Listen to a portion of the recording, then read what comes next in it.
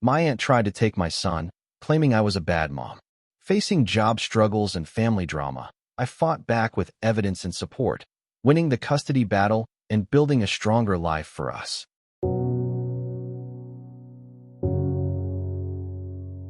I'm Josephine, 32 years old, and this is the story of the hardest year of my life. It's about how my aunt tried to take my son away from me, claiming I was a bad mother. It's about the mess that came with it, family drama, money problems, and my own doubts eating me alive. I'm still figuring out if I handled it the right way, and I'd love to hear what you think I should have done differently or what I should do next. It all started about a year ago. My son, Samuel, was 6 at the time, a bright kid with a laugh that could light up a room.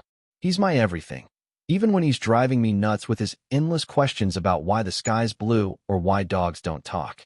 I was raising him alone after his dad, my ex-husband, walked out when Samuel was 2. No warning, no explanation, just a note saying he wasn't cut out for this. I haven't heard from him since, and honestly, I don't care to. Samuel and I were doing okay, or so I thought. We lived in a small 2-bedroom apartment, nothing fancy, but it was ours. I worked as a receptionist at a dental office, which paid the bills, barely. Life wasn't perfect, but we were managing. Then my aunt, Autumn, came into the picture. Autumn's my mom's older sister, in her late 50s, widowed, no kids of her own. She's the kind of person who always has an opinion and thinks she's the only one who's right. Growing up, she was the aunt who'd show up at family gatherings with expensive gifts and a lecture about how everyone was doing life wrong. She'd always been critical of me, especially after I got pregnant at 25 and married Samuel's dad, who she called a mistake from day one. I brushed it off back then. She was just Autumn being Autumn. But last year, her judgment turned into something way uglier. It started with little comments. She'd call to check in, which was fine, but then she'd say things like, "Josephine, Samuel looked so skinny the last time I saw him. Are you feeding him properly?" Or, "I saw him playing outside in just a t-shirt. It's chilly, you know. You need to be more careful." I'd laugh it off or explain that Samuel was picky about food or hated jackets, but her tone kept getting sharper. Then she started showing up unannounced. She'd knock on my door, say she was just passing by, and spend an hour pointing out everything she thought was wrong. Dishes in the sink, Samuel's mismatched socks, the fact that I let him watch cartoons for an hour after school. It was exhausting. I should have seen the bigger problem coming, but I didn't. Around the same time, I was dealing with another issue that made everything 10 times harder. My job was on shaky ground. The dental office was struggling, and my boss warned me they might cut hours. I was already stretched thin, picking up extra shifts when I could, which meant Samuel spent more time at after-school programs or with my neighbor, Quinn, a single mom who lived across the hall. Quinn was a godsend, 28, funny, always ready to help. She'd watch Samuel when I was stuck at work, and in return, I'd babysit her daughters sometimes. But Autumn didn't see it that way. She thought I was dumping Samuel on other people, neglecting him. One day, Autumn showed up while I was at work. Quinn was watching Samuel, and they were building a pillow fort in her living room. Autumn walked in, saw the mess, blankets everywhere, goldfish crackers on the floor, and flipped out. She called me later that night, practically yelling, "Josephine, this is unacceptable. Samuel deserves better than being left with strangers while you're off doing who knows what. I'm worried about him." I tried to explain that Quinn wasn't a stranger, that I was working to pay rent, but she wouldn't listen. That's when she said it for the first time. Maybe I should take care of Samuel. I could give him a stable home. I was stunned. Take care of Samuel? My Samuel? I told her flat out that wasn't happening, that I was his mother, and I was doing my best. She just sighed, like I was some clueless kid, and said, "We'll see." I hung up, my hands shaking. I thought that was the end of it, but it was just the beginning. A few weeks later, I got a call from my mom. She sounded nervous, which isn't like her. "Josephine," she said, "Autumn's been talking to a lawyer. She's saying she wants custody of Samuel. She thinks you're not fit to raise him." My stomach dropped. I couldn't believe it. Autumn wasn't just meddling. She was trying to take my son away. My mom tried to calm me down, saying Autumn was probably just blowing off steam, but I could hear the worry in her voice. She knew Autumn didn't mess around when she got an idea in her head. I didn't know what to do. I couldn't afford a lawyer, not with my hours getting cut. The stress was eating me alive. I wasn't sleeping, I was snapping at Samuel over little things, and I kept second-guessing myself. Was I a bad mom? Samuel was happy, wasn't he? Sure, we didn't have a big house or fancy vacations, but I loved him more than anything. I started noticing every little mistake I made, like forgetting to sign his permission slip for a field trip or running out of his favorite cereal. Autumn's voice was in my head, telling me I wasn't good enough. Then came another problem, Samuel's school. His teacher, Mr. David, called me in for a meeting. David was in his 40s, kind but strict, the kind of teacher who genuinely cared about his students. He said Samuel had been acting out, talking back, not finishing his homework. I was mortified. Samuel had always been a good kid, maybe a little shy, but never a troublemaker. David was gentle about it, saying kids sometimes act out when they're stressed, but I felt like the worst mom in the world. I asked Samuel what was going on, and he just shrugged, saying, I don't know. But later, he let slip that Autumn had been talking to him when she picked him up from school a few times, without my permission. She'd told him things like, you'd have your own room at my house, or I'd make sure you're never alone. My blood boiled. She was trying to win him over, planting ideas in his head. That's when I realized I had to fight back. I couldn't just sit there and let Autumn tear my family apart. But fighting her wasn't going to be easy. She had money. Her late husband left her a big inheritance, and she had connections. I had neither. Plus, I was dealing with the job situation. A month after the school meeting, my boss confirmed they were cutting my hours. I'd have to find a new job or pick up freelance work, which meant even less time with Samuel. It felt like everything was falling apart. I started looking for ways to protect myself and Samuel. First, I talked to Quinn. She'd been through a custody battle with her ex, so she knew a thing or two. She told me to document everything. Every call from Autumn, every visit, every time she overstepped. You need proof she's interfering, Quinn said, handing me a notebook. Write it all down. I started keeping a log, noting dates and times, like when Autumn showed up at 6 p.m. on a Tuesday to check on Samuel, or when she called me at 9 p.m. to criticize my parenting. It felt obsessive, but Quinn swore it could help if things went to court. Next, I reached out to Samuel's teacher. I explained what was going on, not the whole story, just that my aunt was causing stress and might be talking to Samuel behind my back. David was understanding. He promised to keep an eye out and let me know if Autumn showed up at school again. He also suggested I talk to the school counselor, who could check in with Samuel and see how he was doing emotionally. I felt a little better knowing I had someone in my corner. The hardest part was figuring out the legal side.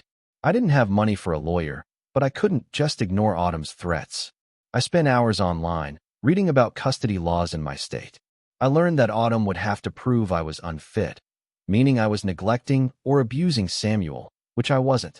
But I also read that judges sometimes listened to family members like Autumn, especially if they had money and a stable home. The thought of her spinning a story about me in court made me sick. I found a free legal aid clinic in town and made an appointment. The lawyer there, a tired-looking guy named Mateo, wasn't exactly warm and fuzzy, but he was honest. He said Autumn's case would be weak unless she had hard evidence against me, like police reports or witnesses saying I was a danger to Samuel. That gave me some hope, but Mateo warned me to be careful. Don't give her anything she can twist, he said. No yelling, no losing your temper, nothing. Keeping my cool was easier said than done. Autumn kept pushing. One night, she called me and said, Josephine, I've already talked to my lawyer. I'm doing this for Samuel's sake. You're too young, too unstable. He needs me. I wanted to scream, but I remembered Mateo's advice. I took a deep breath and said, Autumn, I'm his mother. I love him, and I'm not giving him up. Please stop this. She just hung up. I cried myself to sleep that night, wondering how my own family could turn on me like this. Meanwhile, I was trying to fix the other problems in my life. I started looking for a new job, something with better hours so I could be home with Samuel more. It wasn't easy. Most places wanted experience I didn't have or offered pay that wouldn't cover rent. I finally landed a part-time gig as an administrative assistant at a small marketing firm. It paid a little more than the dental office, but it was temporary, so I kept looking. The stress of juggling job applications, Samuel's school issues, and Autumn's threats was overwhelming. I started having nightmares about losing Samuel, waking up in a cold sweat, checking his room to make sure he was still there. One of the lowest points came when Samuel asked me, Mom, does Aunt Autumn want me to live with her? He looked so small, sitting on his bed with his favorite dinosaur blanket. I didn't know what to say. I hugged him and said, "No, buddy, you're staying with me. I love you, and we're a team, okay?" He nodded, but I could tell he was confused. I hated that Autumn was pulling him into this. I decided then that I had to talk to him more, make sure he knew I wasn't going anywhere. We started having check-in chats every night, where he could tell me anything bothering him. It helped, but it didn't erase the fear in my gut. Things got worse before they got better. Autumn filed a petition for custody. I got the papers in the mail, and my heart stopped. She listed all these reasons: I was unfit, I worked too much, left Samuel with unreliable people like Quinn, didn't have enough money, and wasn't emotionally stable. She even brought up my divorce, like that had anything to do with it. I was furious, but mostly scared. I called Mateo at the legal aid clinic, and he helped me file a response. He said we'd need to go to a hearing, where a judge would decide if Autumn had a case. The hearing was set for 3 months away, which felt like forever. Those 3 months were brutal. I kept up my log of Autumn's behavior, which was getting bolder. She'd send me texts saying things like, "I've already set up a room for Samuel," or "You can't give him what I can." I showed everything to Mateo, who said it could help prove she was overstepping. I also worked on fixing the things she was using against me. I enrolled Samuel in a free after-school art program, so he wouldn't be with Quinn as much, not because I didn't trust Quinn, but because I didn't want Autumn twisting it. I started budgeting better, cutting out extras like takeout so I could save a little, just in case I needed it for legal fees. I also leaned on my mom more. She'd been stuck in the middle, not wanting to pick sides, but when she saw how far Autumn was going, she stepped up. She told Autumn to back off, which didn't stop her, but at least showed me I wasn't alone. My mom started coming over more, helping with Samuel when I had to work late. It wasn't perfect, but it was something. The job situation finally turned around too. The marketing firm offered me a full-time position with benefits. It wasn't a dream job, but it was stable, and the hours let me be home by 5:30 most days. I felt like I was getting my life back on track, piece by piece. Samuel's behavior at school improved too. David said he seemed happier, more focused. The counselor told me Samuel had mentioned feeling safe with me, which made me cry with relief. I was doing something right, even if it didn't always feel like it. When the hearing finally came, I was a wreck. I'd never been in a courtroom before, and the idea of facing Autumn there terrified me. Mateo prepped me, telling me to stay calm and stick to the facts. Autumn's lawyer painted me as a mess, a young, single mom who couldn't handle parenting. But Mateo was ready. He showed the judge my log, texts from Autumn, and a letter from David saying Samuel was thriving. He also brought up that Autumn had no legal standing unless I was a clear danger to Samuel, which she couldn't prove. The judge listened, asked a few questions, and then dismissed the case. Just like that, it was over. Autumn didn't even look at me as she left the courtroom.